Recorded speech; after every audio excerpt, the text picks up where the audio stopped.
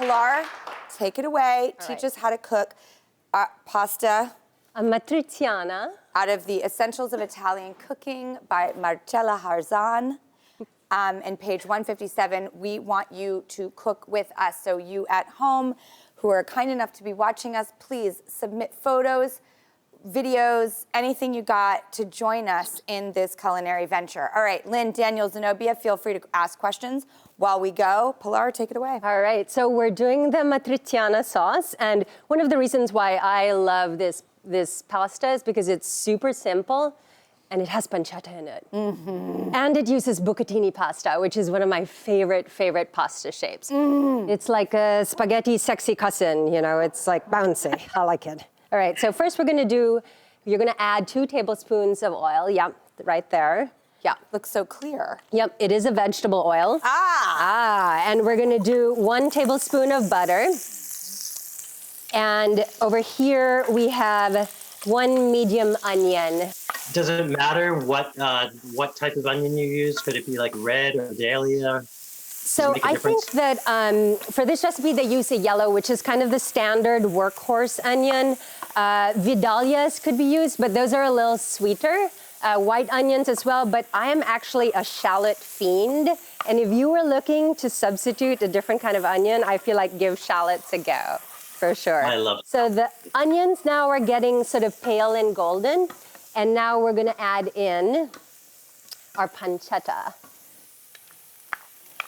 So basically, pancetta is uncured pork belly, and we're just gonna saute that for about a minute to let the flavors meld with the onions. Zenobia, you had a question for Pilar?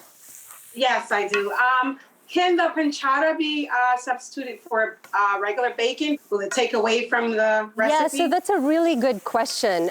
So things like guanciale and pancetta are actually cured pork products, but they're not smoked, whereas bacon is a smoked product. So just be mindful that when you're using that, the bacon's actually gonna be less salty, but it's gonna give it that smoky flavor. And now we're gonna add in our 1.5 cups of chopped canned tomatoes. We're gonna give that a good simmer. I have a question about the sauce. Yes. So when you add the tomato sauce, sometimes I find that I simmer it too far down. Is it okay to add some more of that tomato sauce? Absolutely. So what I like to do when you drain off a can of tomatoes is actually reserve the liquid until you're finished cooking, because sometimes it might reduce too much and you can always add more later. So definitely keep the sauce until you're done cooking so that you make sure all your bases are covered.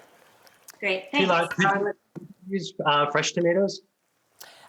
So you can, they're gonna take a little longer to cook down. And what I would recommend is if you're gonna use fresh tomatoes, really use them at the height of their season. That way they're gonna be extra delicious. And then, do you want seeds or de-seed? I don't mind a seed. I feel like de-seeding in a kind of sauce like this is gonna get a little more fussy, and it's not necessary. But you can use plum tomatoes, you can use Marzano tomatoes, fresh, like in season. Just know that it's gonna cook down a little longer. So we have this beautiful sauce over here, and I added some chili flakes, red chili flakes to taste. And then basically you have that sauce going for about 25 minutes, just simmering on low. Are we switching lids? Ready? 1, 2, 3. Yeah, Voila. There we go. Oh, beautiful. Yes. So we have this beautiful sauce. It's been reducing, and now comes the fun part. We're gonna toss in our bucatini into the sauce. Right into the sauce, right into the onto sauce. my thighs. It's true. Let's Pilar, why the bucatini versus a different type of pasta? Good question. So the sauce is actually from a region specifically, or a place in Italy, where bucatini is their traditional, one of their traditional shapes. It also has this hole in the middle of it, so it sops up even more sauce, which is really nice. But you can use any long shape that you like. Spaghetti would work really nicely as well. All right, last thing we're gonna add to this beautiful sauce, here we go. We're gonna do 3 tablespoons of Parmigiano Reggiano. Parmigiano. And 2 tablespoons of pecorino. And you're gonna give that a good mix. Oh, Parmigiano and then the Pecorino? Yeah, so it's 2 cheeses, which is really exciting for me. Are we ready to plate? I was just gonna say, I got the ladle out. Yes, we did. All right, so I am plated up here. How you doing, Drew? I am very excited because I think everybody here knows that this show is an entire ruse for me to eat my face off. And you can finish it with a little more cheese as you wish. Okay. So I'm gonna grate some more just over the top. All right, do we get to try it now? I sure hope so. Oh my gosh, you guys, again, I feel... Can we get to try it? I know! I feel horrible. I'm like, do you guys want to watch us eat this delicious food?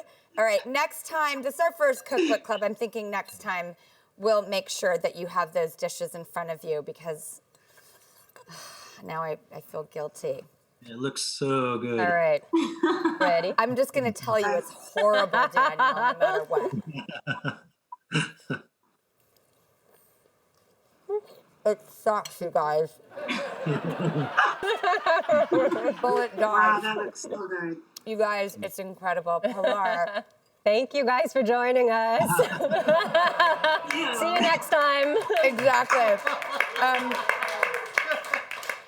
I want to thank everybody for joining us, and I want to make a special announcement that Cookbook Club is something that's really meaningful, and it's about building a community, and we want to donate $5,000 to the Monday Night Hospitality at the All Souls Church here in Manhattan, which is very near Beautiful. and dear to my heart. It's a place Really I've nice. spent time. Actually, my daughter has also delivered food there on holidays, and we're going to continue to find places such as that that provides food to people in these meaningful ways. So I just want to thank everyone for joining us today for Cookbook Club. Lynn, Daniel, Zenobia, you guys are so awesome. Thank you guys. Yeah.